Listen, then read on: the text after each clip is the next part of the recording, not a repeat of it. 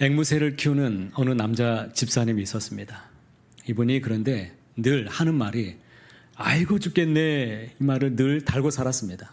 아이고 죽겠네. 그러니까 그 집에서 키우던 앵무새도 집 주인을 따라서 아이고 죽겠네, 아이고 죽겠네 막 따라했습니다. 그러던 어느 날에 교회 목사님의 집에도 앵무새를 키우는데요, 그 앵무새가 짝이 또 이루을 수 있으니까 짝짓기를 위해서 이 집사님이 자기 집 앵무새를 데리고 가기로 했습니다. 그래서 집에 문을 열고 들어가는데 아니나 다를까 이 집사님의 집 앵무새가 입을 열어서 말을 했습니다. 아이고 죽겠네. 집에 들어가자마자 아이고 죽겠네 그랬습니다.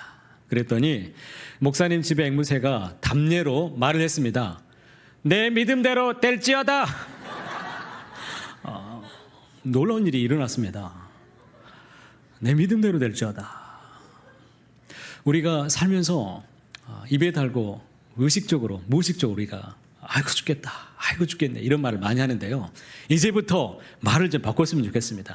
아이고 살겠네, 아이고 살겠네. 그래서 살아나는 역사가 있기를 바랍니다. 믿음대로 될 줄로 믿습니다. 다 말하는 대로 되게 되어 있습니다.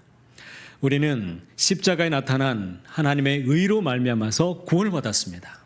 다시 말하면 예수님을 믿는 그 믿음으로 우리가 그 공로 때문에, 예수님 때문에 우리가 그 의로 말미암아 구원을 받았습니다. 예수님을 믿는 그 믿음 안에서 살아가는 이 믿음이 얼마나 좋습니까? 그래서 로마서 1장 17절에 주제의 말씀인데 함께 읽어보겠습니다.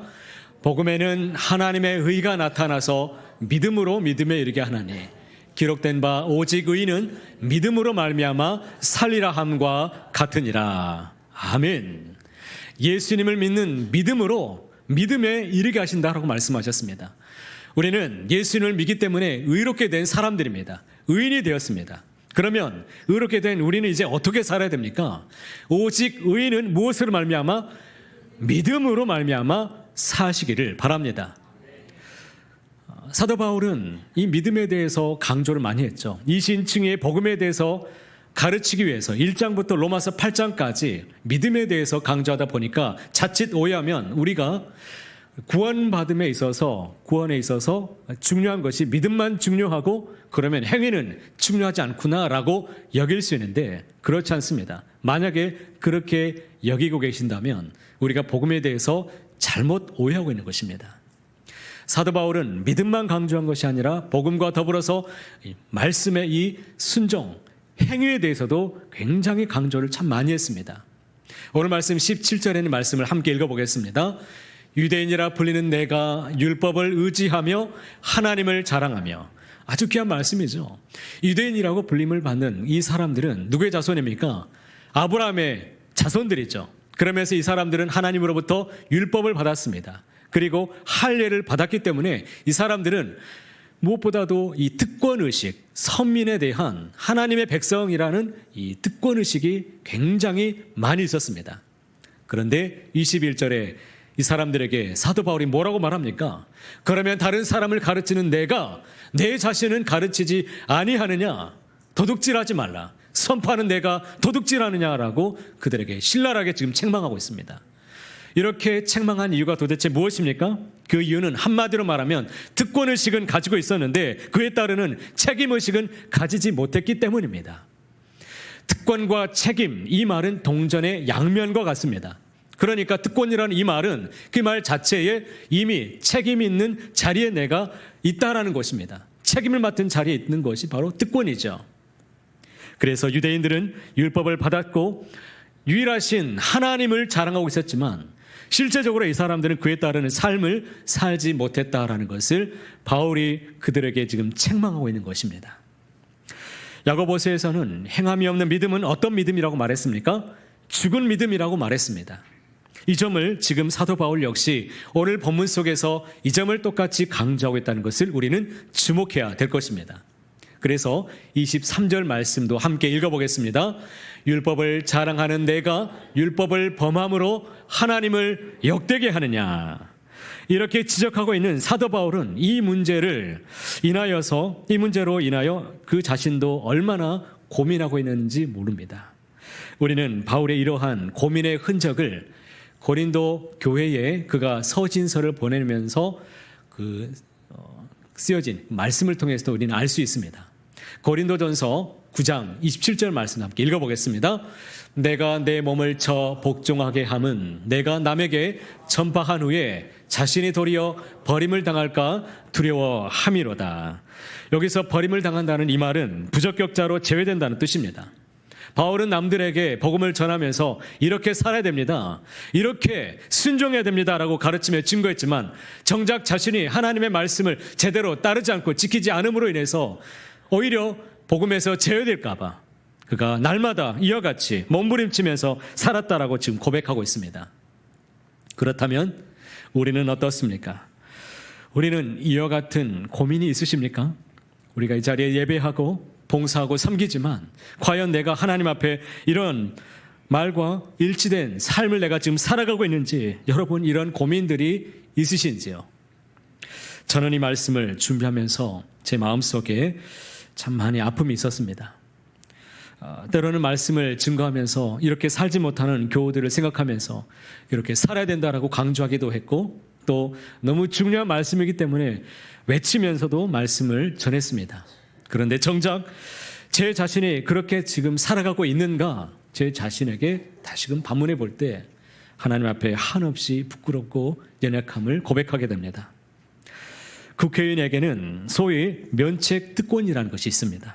국회에서 말하는 것에 대해서 형사상의 책임을 묻지 않습니다. 그래서 종종 국회의원들이 서로 상대방을 비방하면서 근거 없는 루머를 만들어내기도 하지요. 이럴 때는 면책특권을 어쩔 때는 남용해서 아니면 말고식으로 책임을 지지도 않을 그런 말들을 계속 쏟아내고 내뱉는 것을 보게 됩니다. 여러분, 우리는 어떻습니까? 본문에 나오는 말씀 중에 제가 한 가지만 예를 들어서 한번 말씀을 드려보겠습니다. 우리는 도둑질하지 말라라는 말씀을 많이 들었습니다. 그리고 또 그렇게 배우면서 살아왔습니다. 그렇다면 정말 여러분은 도둑질을 한 번도 하지 않았다라고 자신 있게 말할 수 있으시겠습니까? 우리는 단지 물건을 나는 단 한 번도 훔친 적이 없다라고 해서 그 이유만으로 내가 해당 사항이 없다라고 자신 있게 말할 수 있으십니까? 하나님께 마땅히 드려야 될 예배를 내가 드리지 않을 때, 하나님이 맡기신 재물을 내 것인 양 내가 내 뜻대로 사용하고 있을 때, 그것은 하나님의 것을 내가 이미 도둑질한 것입니다. 하나님이 우리에게 은혜로 주신 시간이나 은사가 있고 재능이 있고 물질들이 있는데 그것을 자기 마음대로 내 것이라고 생각하면서 내가 사용하고 있다면 이것이 도둑질이 아니고 무엇이겠습니까? 제임스 몽고메리 보이스는 로마서 주석에서 자신이 이렇게 말했습니다. 작업 시간에 능력이 닿는 대로 최선을 다해 일하지 않을 때, 또는 커피 타임을 너무 많이 갖거나 일찍 퇴근할 때 우리는 고용주의 것을 도둑질한 것이다. 회사 물건을 낭비하거나 업무 시간에 개인의 일을 본다면 그것은 도적질이다.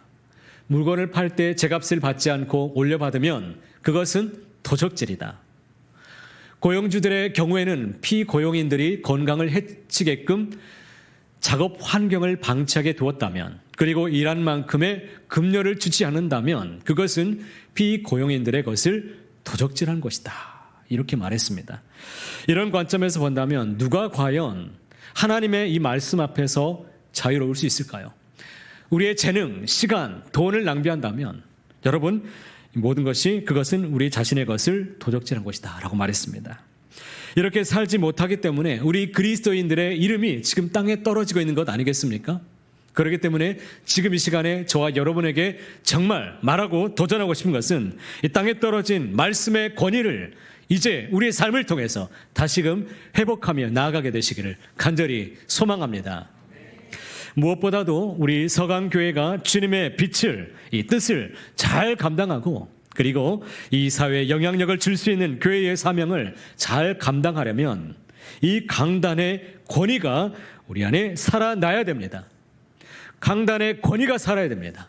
이 강단의 권위로 가면 목사님들의 말씀이 이제는 중요하게 선포되어야 되느냐, 이것이 아니라 강단에서 선포된 하나님의 말씀이 우리의 삶을 통해서 구체적인 열매로 나타날 때 세상 사람들에게 우리는 조롱거리가 되지를 않습니다. 이것이 말씀의 권위이고 강단의 권위입니다. 이런 재미있는 이야기가 있습니다. 제가 며칠 전에 새벽기도 시간에도 한번 이야기 드린 바 있는데요. 어느 집안의 아버지와 아들이 이야기를 좀 나누고 있었습니다. 그런데 이 아들이 하도 공부를 하지 않으니까 아버지가 말했습니다. 이 녀석아, 공부 좀 해라. 링컨은 네 나이 때에 혼자 독학해서 변호사가 되었단다. 그러니까 아들이 뭐라고 말한 줄 아세요? 아버지, 무슨 말씀이세요? 링컨은 아버지 나이 때에 대통령이 되었습니다. 그냥 웃고 넘길 만한 이야기는 아닌 것 같습니다. 이 대화가 우리에게 무엇을 지금 던져주고 있습니까? 이제 말로서만 가지고서는 권위가 서지 않는다는 것이죠. 그런 시대는 이미 지나갔습니다. 우리가 예수님을 지식적으로 안다는 것은 세상 사람들도 똑같이 아는 것들이고, 그리고 귀신들도 예수님을 다 알고 있습니다. 아무리 우리가 하나님이 살아계신다라고 말만 하면 무슨 소용이 있겠습니까? 자녀들에게 하나님의 말씀이 중요하다고 백날 강조하지만 이것이 무슨 소용이 있겠습니까? 자녀들은 부모들이 무엇을 소중히 여기는지 너무나 잘 알고 있습니다. 교회 학교에서 우리 아이들이 성경고사로 시험을 봐서 1등을 했다고 하면 그래도 부모들이 흡족해 합니다. 야, 잘했어. 그런데 학교에서 1등 했다고 하면 난리 납니다. 이웃, 친척들에게 불러다 모아놓고 전화통에 불이 나지 않습니까?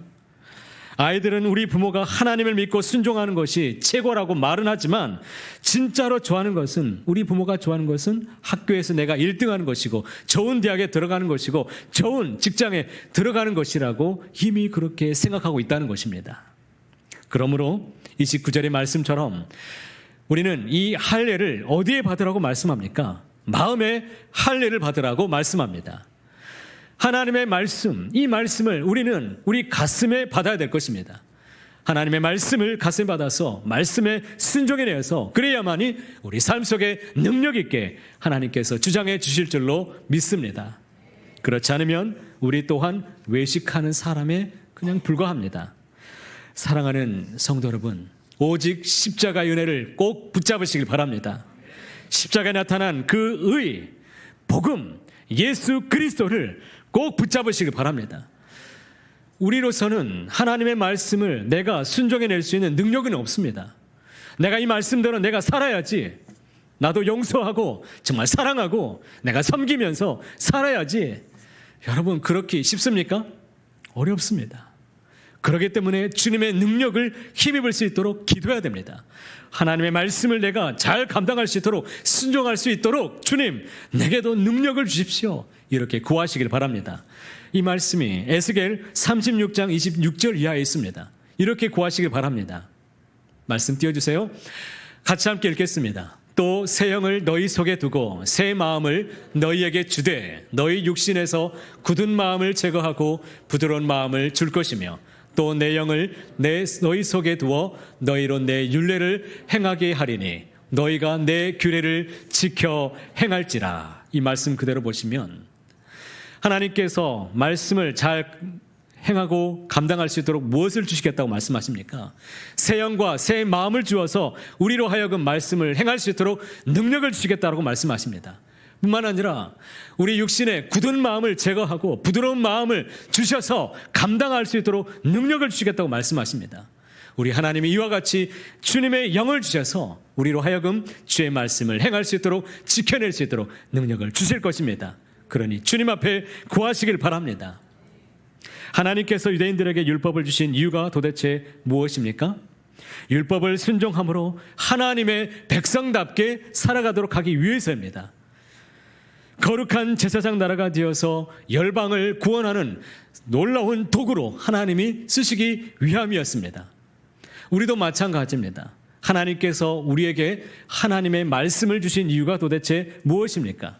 그것은 하나님의 말씀을 우리가 순종하고 하나님의 백성답게 주의 자녀로 살 수 있도록 우리 하나님께서 살라고 주시는 말씀입니다. 그리고 그처럼 주의 백성답게 살아감으로 구원의 통로로 쓰임받기를 원합니다. 유대인들이 율법을 범하면서도 전혀 그 사실을 깨닫지 못했던 것은 남을 가르치는 것을 바로 지키는 것으로 알았기 때문입니다. 다시 말하면 말씀을 가르치는 사람이 쥐어야 될 것이 무엇이냐면 남을 가르치는 것이 남을 가르치면서 자신은 가르치지 않는다는 것입니다. 말씀을 듣는 사람들 또한 쥐어야 될 것이 있는데 듣는 것을 말씀대로 사는 것이라고 착각할 수 있습니다. 내가 이 시간 예배드리고 있고 말씀을 듣고 있기 때문에 내가 말씀대로 지금 살고 있다라고 착각할 수 있다는 것입니다. 말씀을 듣는 것과 사는 것은 별개입니다. 그러니 진짜를 만나고 싶습니다. 저를 깜짝 놀라게 하는 분들이 있습니다. 이 강단에서 선포된 그 하나님의 말씀을 붙잡고 살아내는 분들을 제가 만날 때가 있습니다. 목사님, 강단에서 주신 말씀을 제가 붙잡고 살면서 순종하려고 지금 많이 노력하고 있습니다. 이런 분들을 만나게 됩니다. 사랑하는 것 쉽지 않습니다. 내 자존심을 내려놓는 것 쉽지 않습니다.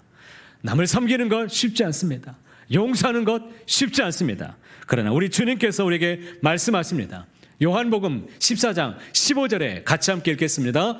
너희가 나를 사랑하면 나의 계명을 지키리라 말씀하십니다. 너희가 나를 사랑하면 나의 계명을 지킬 수 있다라고 말씀하셨습니다. 우리 주님을 사랑하시길 바랍니다. 주님을 더욱 사랑하심으로 주님의 의로 살아내시길 바랍니다. 내 속에 굳은 마음을 제거하고 심겨주신 그 말씀, 그 한 절이라도 내 심령에 새겨서 온전히 살아내는 그런 모습이 있기를 바랍니다. 그분이 진짜입니다. 하나님께서 그분 안에 살아계신 이 역사심을 우리 분명히 그분 안에서 볼 수가 있습니다. 이것이 우리가 누려야 될 영적인 형통함인 줄 믿습니다. 사도 바울은 표면적 유대인이 아니요 오직 이면적 유대인이라고 말했습니다. 이것을 우리에게 똑같이 한번 적용해 본다면 표면적 그리스도인이 진짜 그리스도인이 아니요 내면적 그리스도인이 진짜 그리스도인이다라고 말할 수 있습니다. 그렇다면 내면적 그리스도인은 어떤 사람들입니까? 내면적 그리스도인은 자기 중심에서부터 하나님을 온전히 섬기기 위해서 날마다 하나님과 독대하는 자기 격리의 시간을 가지고 하나님이 주시는 힘과 능력을 힘입어서 말씀대로 살아가려고 하는 사람들입니다. 그리스도인은 두 종류의 사람들이 있습니다. 참 그리스도인과 명목상의 그리스도인이 있습니다. 이 두 가지 기준은 바로 하나님의 말씀에 대한 반응으로 구별될 수 있습니다. 참 그리스도인은 말씀을 받았을 때에 단순한 소유물로 여기지 않습니다. 자기 과시용으로 섬기지 않습니다. 말씀을 진지하게 믿고 그것을 살아내기 위해서 몸부림치면서 살아갑니다. 반면에 명목상의 그리스도인들은 그렇지 않습니다. 구원에만 만족합니다. 말씀은 종교적인 교양쯤으로 받아들입니다. 행하면 좋지만 그렇지 않아도 상관이 없습니다. 하나님은 사랑이시기 때문에 그리 우리에게는 큰 문제가 되지 않습니다. 하나님은 정교적으로 나에게 평안을 주시는 하나님이시기 때문에 그냥 우상처럼 우리 하나님을 섬기며 살아갈 뿐입니다. 사랑하는 성도 여러분, 우리 중심과 속사람으로 하나님을 온전히 섬기고 우리 하나님이 주시는 힘과 능력을 공급받아서 주의 말씀을 오롯이 잘 감당하고 순종하는 저와 여러분이 되시기를 바랍니다. 내면적 그리스도인, 참 그리스도인이 다 되시기를 주님의 이름으로 축복합니다. 우리 교회가 당당히 자랑할 수 있는 것이 참 많이 있습니다. 이 말씀을 준비하면서 우리 교회가 자랑할 수 있는 것이 무엇인가를 생각해 보니까 크게는 세 가지가 있습니다. 먼저는 우리 교회의 자랑이 무엇이겠습니까? 우리 교회는 코로나 때에도 밥을 먹었던 교회입니다. 코로나 때에도 식사를 멈추지 않았습니다.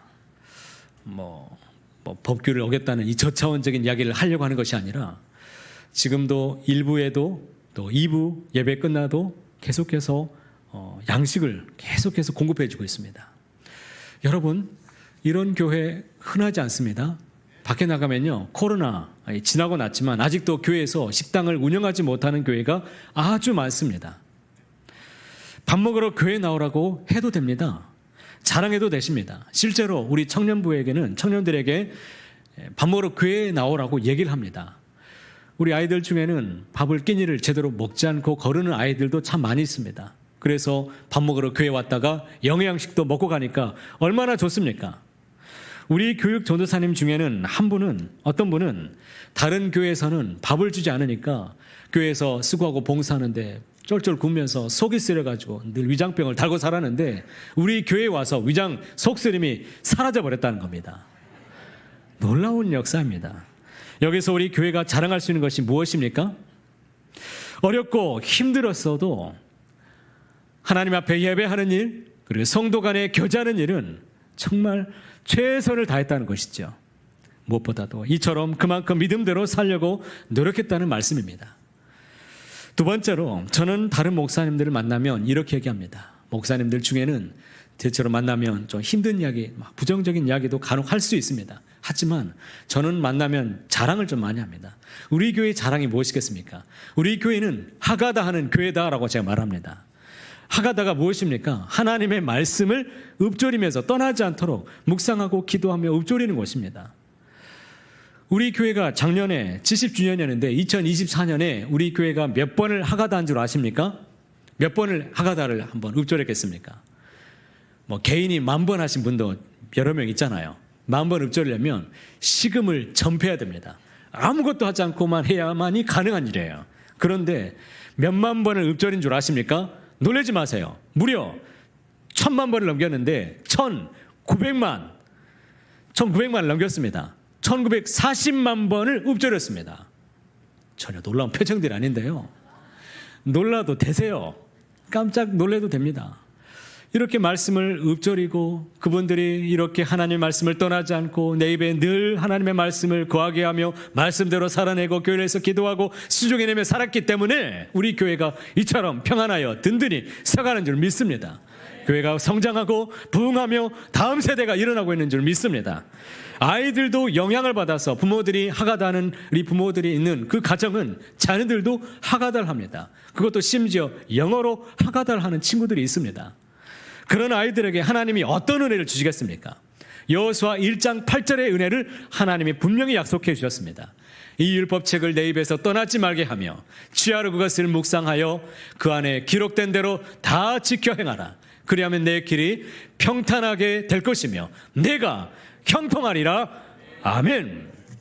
우리 부모들이 자녀들 위해서 기도를 많이 하지만 우리가 아이들을 책임져 줄 수가 없습니다.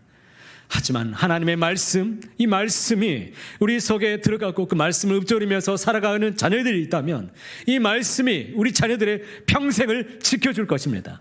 말씀이 우리 아이들을 정말 등불이 되게 하시고 길이 되게 하시고 활짝 평탄한 길로 날마다 선한 길로 주장해 주실 것입니다. 그러니 우리 교회 더욱 하나님의 말씀을 읊조리며 올해는 2,000만 번을 도전하시기를 주님의 이름으로 축복합니다. 축복합니다. 2줄만 안 하는데요. 축복합니다. 여러분, 목사가 사람들에게 과연 자랑할 만한 것이 무엇이겠습니까?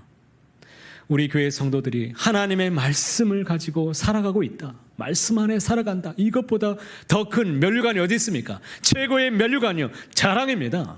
그러니 사도 바울도 이처럼 자랑하죠. 데살로니가전서 2장 19절에 보니까 우리의 소망이나 기쁨이나 자랑의 면류관이 무엇이냐?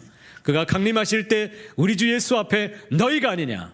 너희는 우리의 영광이요 기쁨이니라. 저에게 최고의 면류관은 바로 주님의 말씀을 붙잡고 읊조리는 그 사람, 그 한 사람 한 사람, 바로 여러분이 저에게는 큰 축복입니다. 저에게는 자랑이요 기쁨인 줄로 믿으시기를 바랍니다. 마지막 세 번째는 우리 교회의 자랑이 무엇이냐면 목사님들이 만나면 교회의 역사를 이야기를 간혹 하게 되는데 우리 교회가 올해 몇 년째입니까? 71년 된 교회입니다.